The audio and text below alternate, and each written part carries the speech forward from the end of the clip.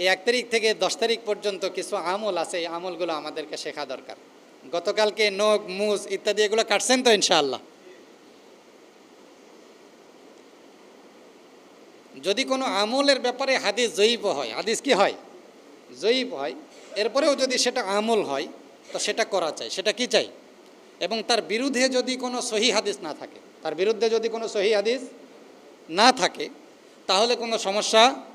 জাল হাদিস না, আমলের ক্ষেত্রে জয়ীফ হাদিস, কিন্তু তার বিরুদ্ধে কোনো সহি হাদিস নাই, সেই ক্ষেত্রেও আমলগুলো করা চাই। আমলগুলো কি করা চাই? আমরা এই 10 দিন রাত্রেবেলায় ইবাদত করব ইনশাআল্লাহ। বলেন, রাত্রেবেলায় কি করব? হাদিসের মধ্যে এসেছেন বিভিন্ন লেখক তাফসীর কারকগণ অনেকেই লিখছেন যে এই রাতগুলো ইবাদত করলে সবে কদরের রাত্রে যে সওয়াব, সেই রকম সওয়াব আল্লাহ তাআলা পেয়ে দেবে।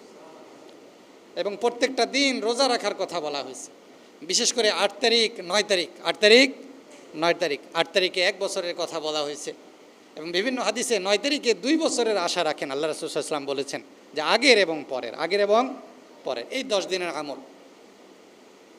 এবং আগামী শুক্রবারে যেহেতু জুমার আগের থেকেই আরেকটা আমল শুরু হবে, সেটা আমি আপনাদেরকে স্মরণ করে দেই। সেটা হচ্ছে তাকবীর আইয়ামে তাশরিক। সুবহানাল্লাহ বলেন, বলেন আল্লাহু আকবার, আল্লাহু আকবার, লা ইলাহা ইল্লাল্লাহু, আল্লাহু আকবার, আল্লাহু আকবার, ওয়ালিল্লাহিল হামদ। এটা 9 তারিখ ফজর থেকে 13 তারিখ আসর পর্যন্ত, 9 তারিখ ফজর থেকে 13 তারিখ আসর পর্যন্ত ওয়াজিব বলা হয়েছে। ফিকহি মাসালা অনুযায়ী এটাকে ওয়াজিব বলা হয়েছে, ইজমাই উম্মত দ্বারা সাবেত। এটাকে কি আব্দুল্লাহ ইবনে আব্বাস রাদিয়াল্লাহু তাআলা পড়তেন, হযরত আলী রাদিয়াল্লাহু তাআলা পড়তেন, সাহাবারা পড়তেন। ইজমাই উম্মত দ্বারা সাবেত, মুহাদ্দিস কোরআনের বিভিন্ন নির্যাস দ্বারা সাবেত যে এটা কি ওয়াজিব। কি বলছি বলেন? 9 তারিখ ফজর থেকে 13 তারিখ কি পর্যন্ত? আসর পর্যন্ত। এটা আমলি বিষয়। যেহেতু 9 তারিখ আমাদের 9 তারিখ, বাংলাদেশের 9 তারিখ কবে? আজি সাহেব, বাংলাদেশের 9 তারিখ শুক্রবারে। বাংলাদেশের 9 তারিখ কী বারে? শুক্রবারে ফজর থেকে। তো আমি তো আসি জুমায়, আমি কখন আসি? এই জন্য এই জুমায় বলে দিলাম, ঠিক আছে না ইনশাআল্লাহ? আর সৌদি আরবের 9 তারিখ হচ্ছে বৃহস্পতিবারে।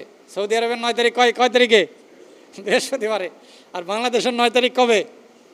শুক্রবারে।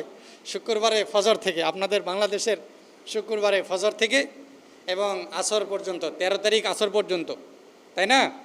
9, 10, 11, 12, 13। তাহলে শুক্র, শনি, রবি, সোম, মঙ্গল, 13 তারিখ আসর পর্যন্ত। তাকবীরটা 3 ভাবে বলবেন। আমি ইতিহাসের মধ্যে যেভাবে আসছে সেভাবে আমি আপনাদেরকে বলবো সামনে আলোচনার ভিতরে, যে তাকবীরটা 3 ভাবে আসছে। জোশের সহিত সর্বপ্রথম তাকবীর দিছিলেন হযরত জিবরিল। বলেন সুবহানাল্লাহ।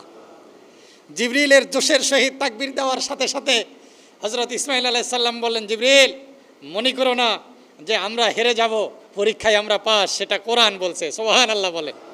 আমাদের কোরআন দ্বারা সাবেত বড় বড় সমস্ত পরীক্ষায় পাশ করেছেন হযরত ইব্রাহিম আলাইহিস সালাম। সুবহানাল্লাহ বলবেন না? এবং যত বড় পরীক্ষা তত বড় পুরস্কার, যত বড় পরীক্ষা তত বড় পুরস্কার।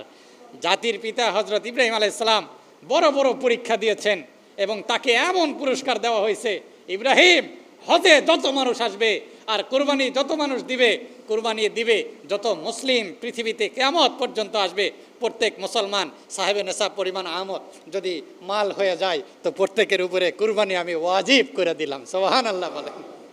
পুরস্কার কত বড় দেখছেন? আমরা অনেক সময় আদর্শিক নেতা অনেকে বলি আমরা, আরে ভাই আদর্শিক নেতা তো হযরত ইব্রাহিম। আদর্শিক নেতা কে? হযরত ইব্রাহিম। কারণ উম্মতের জন্য আর আল্লাহর জন্য নিজের কলিজার টুকরা সন্তানকে পর্যন্ত বিসর্জন দিচ্ছে। সুবহানাল্লাহ বলবেন না? 2টা আমলের কথা বললাম, অর্থাৎ এই 10 দিন আপনারা রোজা রাখার চেষ্টা করবেন, রাত্রে কি করবেন? ইবাদত করবেন। এবং শুক্রবারের সকাল থেকে 13 তারিখ, 9 তারিখ সকাল থেকে 13 তারিখ আসর পর্যন্ত আইয়ামে তাশরিক পড়বেন। কেমন? সেটা কি? তাকবীর বলবেন, আল্লাহু আকবার, আল্লাহু আকবার, লা ইলাহা ইল্লাল্লাহু, আল্লাহু আকবার, আল্লাহু আকবার, ওয়ালিল্লাহিল হামদ। পড়বেন তো ভাই ইনশাআল্লাহ? যদি জামাত কাজা হয়ে যায়, একা যদি নামাজ পড়েন তো প্রত্যেক ফরজ নামাজের পরে আপনারা পড়বেন। এবং এটা মা বোনদেরকে বলে দেবেন, এটা মা বোনদের জন্য ওয়াজিব। মা বোনরা আস্তে পড়বে, আপনারা একটু জোরে পড়বেন। একবার বলা সুন্নাত, একবার বলা কি? একবার বলা ওয়াজিব, একবার বলা কি? একবার তাকবীর বলা ফরজ নামাজের পরে কি? ওয়াজিব। আর 2বার বলা সুন্নাত, 2বার বলা 3 বার বলা মুস্তাহাব, একবারই বলবেন।